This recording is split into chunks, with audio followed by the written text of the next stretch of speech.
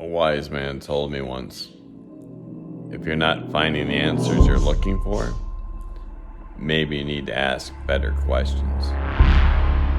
For years, we have watched Dr. Gerard working out, showing off his muscles, in an attempt to inspire others.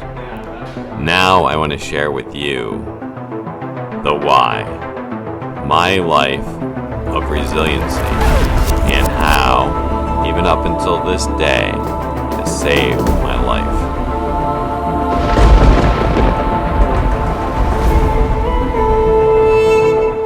Let me take you back a little bit.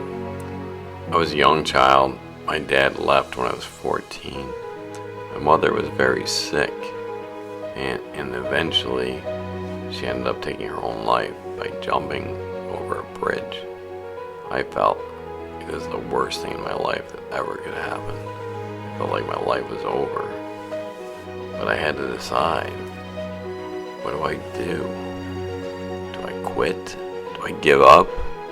Do I suffer the same fate as my mother? Or do I struggle and go on? This is where resiliency became a big factor. I heard a statement once, faking being well.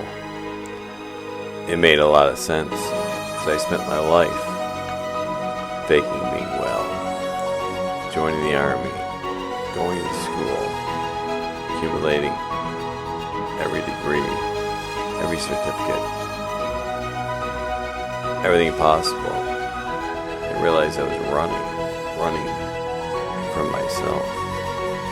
The more I learned, the more I lectured, the more I wrote, the more I taught, the more missionary work I did, the more TV appearances, the more interacting with children in third world countries.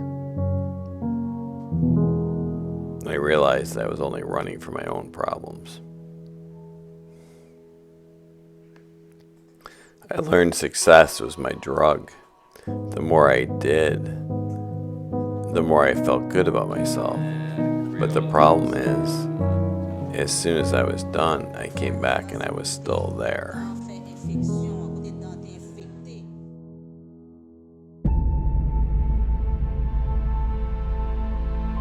Diagnosis. So one day I was driving and I looked over my right shoulder and I saw two cars. I was in school then, so I asked some of the nursing students what they thought of that. I said, it's probably just nothing, right? They said, no, with fear in their eyes, it doesn't sound like nothing. You should get that checked out. And then it began.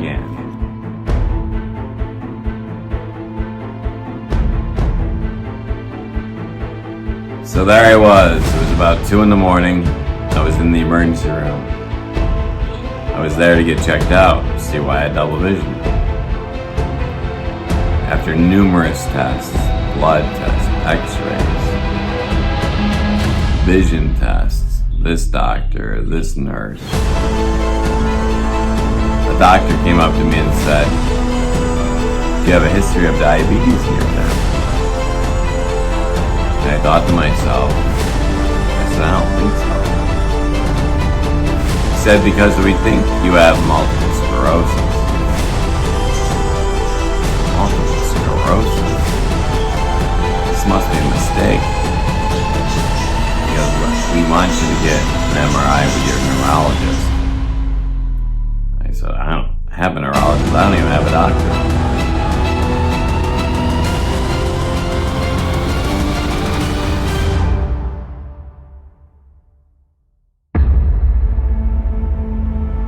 I don't know if you ever had the pleasure of an MRI, but it's not fun.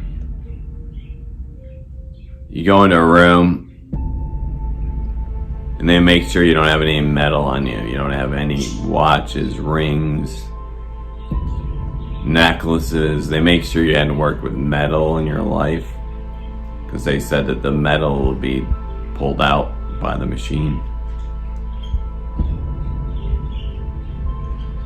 So then there you are, lying on a table, and they slide in this tube. And it begins to sound like there's a bunch of monkeys on the other side of the wall, banging on pots and pans. It's scary, yep. Because then you realize you have something really wrong.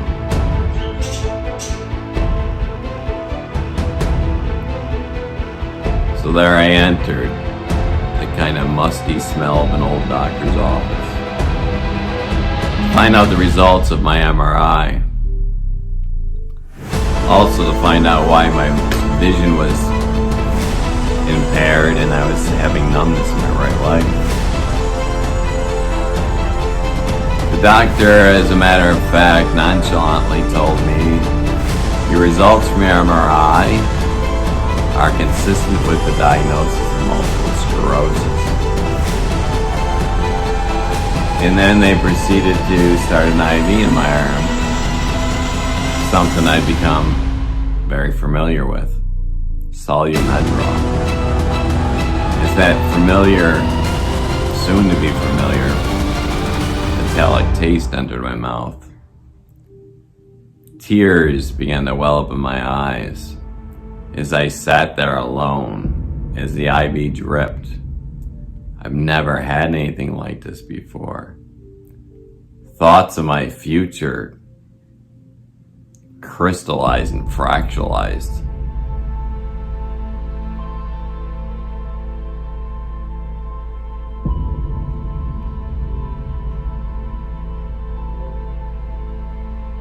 So I was given the choice of 3 different medications. They were all supposed to slow down the course of multiple sclerosis. None of them actually claimed to be a cure, but they were all excited. They had these wonderful brochures with these pictures of happy people. So I was given the choice of 3 different medications. Back then there were only 3. Betaseron, Copaxone, or beta-interferon, in the name of Avonex.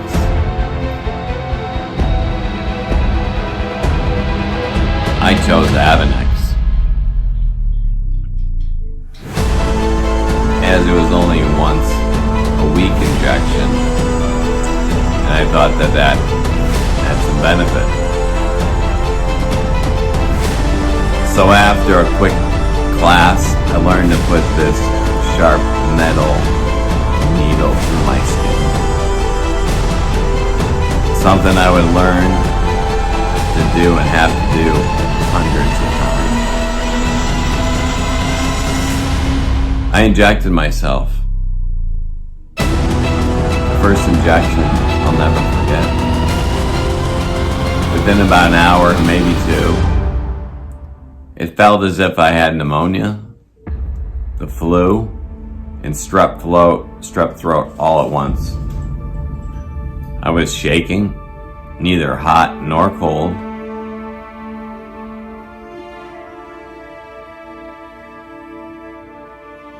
Terrified. I spoke with a nurse. She said, "Oh, that's normal. Just take a couple Advil. You know what, better yet, you should take it before bed so you won't feel sick during the day when you're at school." Reality continued to sink in.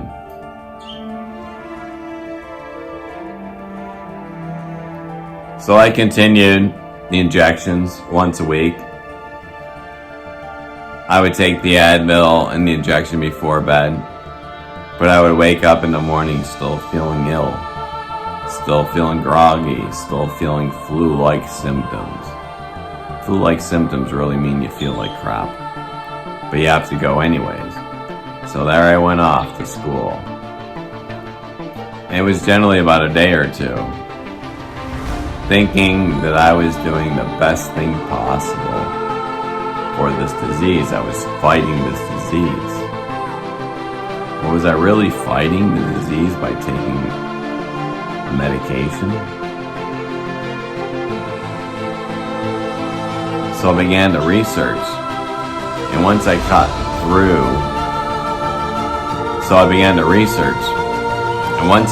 through, all the pharmaceutical companies' propaganda with smiling faces and how the disease has been arrested or decreased, I began to research and find out there's more to this picture. These drugs may not work the way I was told they would. These drugs are responsible in some cases for people's deaths. These drugs were not curing anybody. These drugs at best had a 30% chance of reduction in relapses. But I learned that doesn't really do anything for the end point. If you're going to become disabled, you're going to become disabled whether or not you've taken the drug or not. That's back in those days. I heard a neurologist from France on YouTube speak about these drugs. And he was screaming at how ridiculous they were. They were giving promises of false hope. Again, tears coming out of my eyes. Because not only did I go through the pain of the injections for 2 to 3 days once a week, but thousands of dollars in copay. I became sad, but angry. Could there be a conspiracy? Could these companies be that sinister? Could my doctor know about this? I was losing weight. I was down to 135 pounds. When I went in the Army, I was about 175 pounds. Now I was about 135 pounds, and I could not gain any weight. I couldn't keep any weight on. I continue to get numbness. I continue to have double division. I continue to have numbness in my hands. I started to learn that these drugs were not doing what I thought they were going to do. It was sobering. Despair sets in. What am I going to do? I'm in school. I got student loans. I have a girlfriend that I would like to get married someday.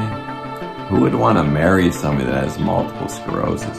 Who would want to take the chance to marry somebody that's going to become disabled in a large percentage of the cases? Who would do such a thing? I asked the nurse that very question. I said, I can't get married. I have multiple sclerosis. She said there's a lot of guys out there with multiple sclerosis that are jerks. Don't be a jerk. So I asked her, what should I expect with multiple sclerosis? Oh, don't worry about it. It's easy. Every time you have an exacerbation, you bend over. And when it's over, you sit up a little bit.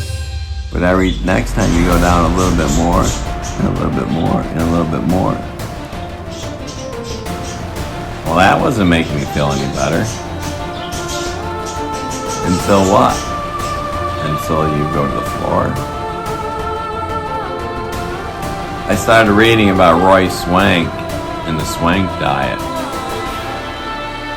And he seemed to be onto something. He was all about eliminating processed foods, eliminating saturated fats. There was another doctor by Dr. McDougall who was talking about processed foods, dairy, gluten. All these things were very foreign to me. I always thought I ate well. I was in the military for quite a long time, and now I was in medical school. I thought I knew what there is to know about nutrition. I thought I knew what there is to know about nutrition. I realized how very little I knew. So I began to embrace the SWANK protocol, the SWANK diet. But it was all based on the avoidance of saturated fat and eating unlimited amounts of carbs. His diet's changed quite a bit since then. But I continued to lose weight. I switched over to Copaxone now because I figured, well, beta interferon wasn't working real well. Let's try Copaxone. I continued to lose weight. I was down to 135 pounds. I was beginning to think this may be the end. There were no solutions from the doctors. When I asked them about diet and exercise, they told me there's no evidence that diet or exercise has any effect on multiple sclerosis. That I better just rest, take it easy, and avoid stress. How was I going to avoid stress? How was I going to take it easy? I was always very active, and I found the more I took it easy, the more I rest, the less I could do, the more my body continued to fatigue and continued to decay, continued to be less useful.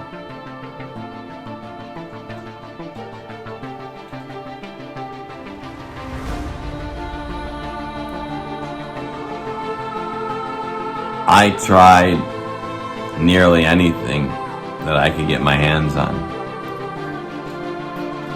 I was doing research at the time on diabetes and autoimmunity. And I was studying the idea of oral tolerance. It had been used quite often, something called hair of the dog as an example, in which it gives somebody exposure to, let's say, an allergen like dog hair, orally or by injection, and over time you would develop a tolerance, and so you wouldn't react as much to the allergen, in this case dog hair. So I thought to myself, well, myelin perhaps isn't also an allergen like dog hair. So I convinced a slaughterhouse to give me a cow's head because I was doing research. So they gave that to me, and I went home and I proceeded to open the cow's brain, open the skull, which, by the way, is extremely hard. I don't recommend it.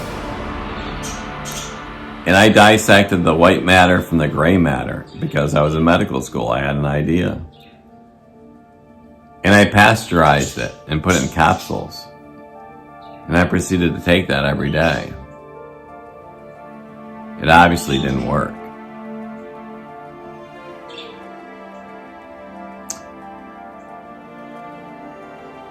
I considered bee stings as a bee sting therapy that was very popular then.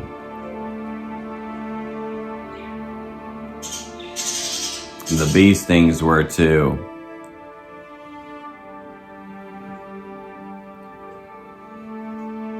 I tried nearly every supplement.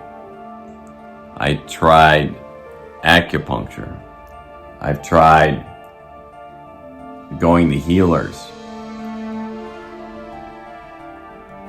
One gentleman, a friend of mine, who did most of his study in Korea, South Korea, in the mountains, and he would use this tactile type therapy. But it really wasn't tactile therapy. He would just utterly push hard objects into my skin to break up fascia. I would have incredible bruising. It was incredibly painful, but I figured this is what I have to do.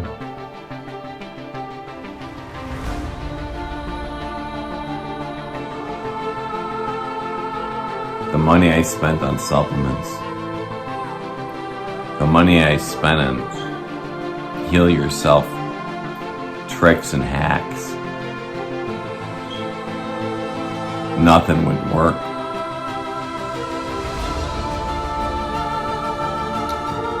I heard about a doctor, Dr. Terry Walls, in her work with multiple sclerosis.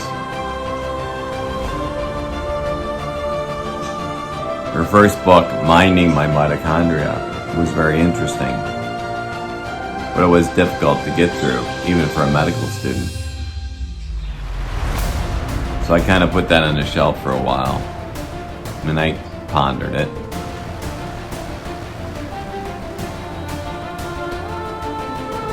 But it wasn't until her next book came out, The Walls Protocol, in which, when it came out, the day it came out, I got it as an ebook on Kindle because I couldn't wait for the hard copy. I read the protocol from front to cover in one day. Through my training, I knew she was on to something. I had read numerous medical journal, medical books, going all the way back to Charcot when they first discovered multiple sclerosis. They basically had no idea, and still basically, in my opinion, have no idea, and how to change the trajectory of the disease. Because we all know now there's no cure. So I embraced the protocol. I was having difficulty speaking. I could barely sit up straight. I could not roll over in bed. I was becoming incontinent. I don't do things half-fast. So I dove right in to level 3. Walls Paleo Plus. I eliminated all carbs. I eliminated all processed foods. I eliminated sugar. I eliminated gluten. My speech started coming back. I could lecture again. I could do mission work again. Strength was returning back to my legs, and my arms, and my voice. My brain fog began to lift over months, not days, months. I eliminated the idea that cholesterol was bad and that all fats were evil. I began to embrace vegetables and the idea of grass-fed versus conventional meats. I began to realize how we depleted our soils so much of minerals, vitamins, nutrients. Therefore, plant materials, our meats, are only a shadow of what they were. I looked around, obesity was growing, and the obscene rate. I didn't understand. I also began to realize, although starting the protocol had some incredible, significant, rapid changes, the path to recovery is not linear. The path to recovery is not just up, and away. It's up and down, and up and down.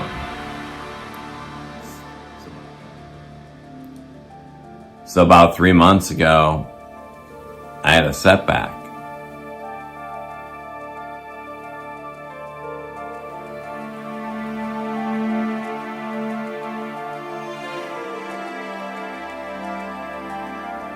all of a sudden my stomach started to go off and my symptoms started to return pretty rapidly.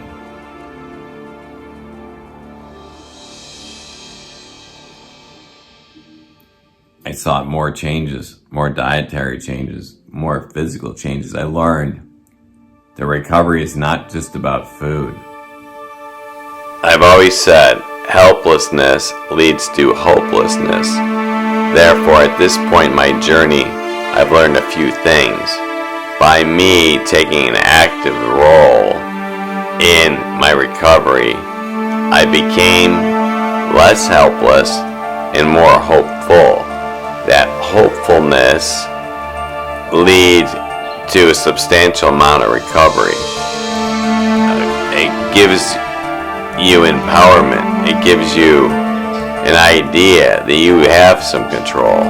You can do something to change the course of the disease. Right down to simple things like writing or coloring. But remember, there will be setbacks. No question. This is what I've learned. Out of the blue came a setback. I had difficulty standing. I had difficulty walking. I had difficulty eating, moving. But what do? Do you give up? No. You continue to fight because what other choice do you have? So you start over to a point. You take a few steps forward and maybe you take one or two back. That's okay. But what's not okay is giving up. It's not an option. It is not an option. I learned that in the military, and I've learned that with multiple sclerosis. Not only for me, but for my family and for my friends, giving up is not an option. I've learned that by training, when you hit a wall, when you think you can't go any further, you've only just begun. The light is there. We look inside of our brain. We have more knowledge, more wisdom than we think. My recovery is not just about food, but it's about things like meditation. It's about things like brain-derived growth factor. It's about things like proper exercise or movement. It's about utilizing things we have like cannabis, perhaps stem cells in the future, neurotranscranial stimulation. We can talk about different types of saunas. We can talk about different kinds of medication, usefulness, different kinds of electrical stimulation. Even what shamans talk about, we could talk about psychedelic therapy and how certain medications can actually rewire parts of our brain. What I considered voodoo medicine or woo-woo medicine was not that. Nothing has become taboo to me. My goal now is to investigate all these modalities, find out which ones are pseudoscience and which ones actually mean something. And I'd like to try to bring that to you.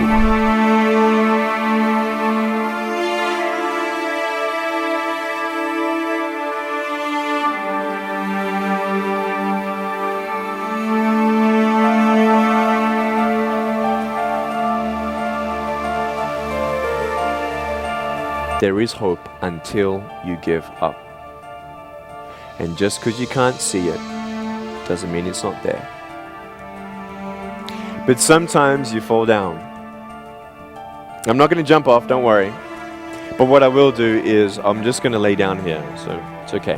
Just relax.